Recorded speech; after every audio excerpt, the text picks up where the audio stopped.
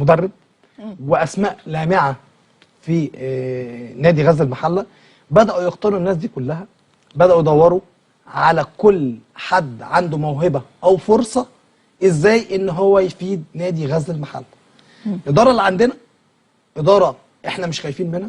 ماتش الزمالك ماتش وعدى، احنا نقفل صفحته، ندور على صفحه جديده نتكلم فيها، نتكلم على التطوير اللي عملوه. استاد غزل المحله من بقاله فتره طويله جدا ما كانش بالمنظر ده، ما كانش بحفاوه الاستقبال لنادي الزمالك، ما كانش فيه حفاوه زي دي قبل كده.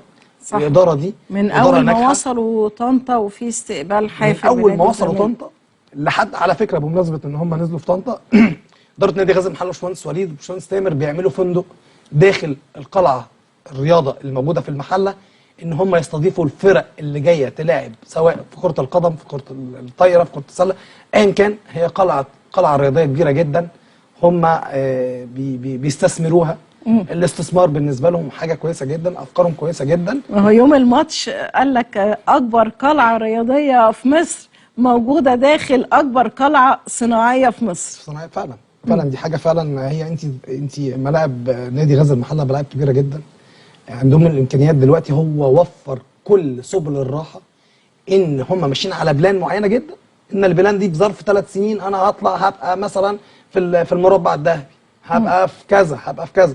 لكن الفتره اللي احنا فيها دي فتره تجانس وعدم تجانس. يعني في فتره احنا لسه في بدايه الموسم بتاع الدوري، لسه كتير جدا. طالما بقى نتكلم عن الدوري والامكانيات اللي موفرها نادي غزل المحله للاعبين وللمدربين، تقييمك ايه لكابتن احمد عيد، وايه السبب اللي حصل في الماتش؟ هل الاخفاق ده جه منين؟ هو مش اخفاق، هو كابتن احمد عيد عبد الملك مدرب كان لاعب الاول، لاعب كويس جدا جدا جدا في نادي غزل المحله، في نادي الزمالك. كان ذو خلق، طول عمره ذو خلق، حاجه محترمه جدا جدا جدا. لكن الفتره الحاليه انا مش شايفها في الصراع اللي موجود في الدوري باسم يليق لنادي غزل المحله. احترام كل الاحترام لكابتن احمد عيد عبد الملك، مش الفتره بتاعت كابتن احمد عيد عبد الملك، الفتره الحاليه. الراجل ده صعدنا.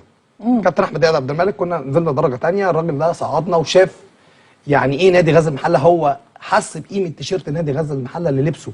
تمام. الراجل ده كان في نادي غزل المحله ولبس تيشيرت نادي غزل المحله، ومقدر جماهير نادي غزل المحله، مقدر يعني ايه نادي غزل المحله. الراجل ده عمل شغل كويس جدا للنادي، لكن هي بتبقى توفيق وعدم توفيق. انا عايز اعرف كواليس اللي تمت قبل مباراه الزمالك وغزل المحله، يعني انا سمعتها بس حابه ان احنا نعرفها من اهل المحله. الكواليس،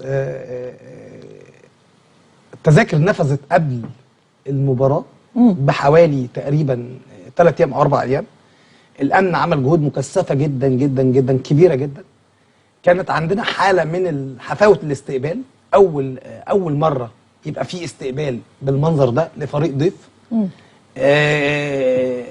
كلنا في المحله بنساعد بعض وعايزين ننهض بمؤسسه اسمها مؤسسه شركه كره قدم لغزل المحله. كل واحد عاوز الناس دي ناجحه، الناس دي عايزه تكمل. انا عايز اقول لحضرتك على حاجه، سنتين اتنين اتفرجي على نادي غزل المحله بالاداره اللي موجوده. سنتين اتنين حب جماهير نادي غزل المحله غير طبيعي. ما هي الاداره موجوده وحصلت الخساره. انا برضو عايزه يعني احط دي على الخساره عايز اقول لحضرتك على حاجه. كل ماتش وليه ظروفه. كل ماتش وليه ظروفه. كان في ضغط على المدرب قبل المباراه؟ لا خالص. لا، عايز اقول لك على حاجه. الماتش سرق مننا، الماتش سرق من نادي غزل المحله. في هنا بقى عنصر الخبره بيفرق. بيفرق في عنصر الخبره. احترام كل احترام لكابتن احمد عيد عبد الملك، لما بيبقى في مدرب فاهم عارف هو بيعمل ايه. لكن هو ما كانش في توقعاتنا، ما كانش في توقعات لا بتوع الزمالك ولا بتوع المحله ان اول دقيقه في الماتش ان يطرد مننا واحد. بغض النظر كانت طرد صحيح او غير صحيح، هي كان فيها شكوك. ان دايما اي فريق مهما كان كبير لما بيروح يلاعب فريق في بلد ومعروف انها بلد ليها جماهيريه بيبقى قلقان. اكيد. انا افتكر في مره من المرات النادي الاهلي روح في مدرعات بس فنادي غزل المحله نادي عريق، نادي كبير، نادي ليه اسمه.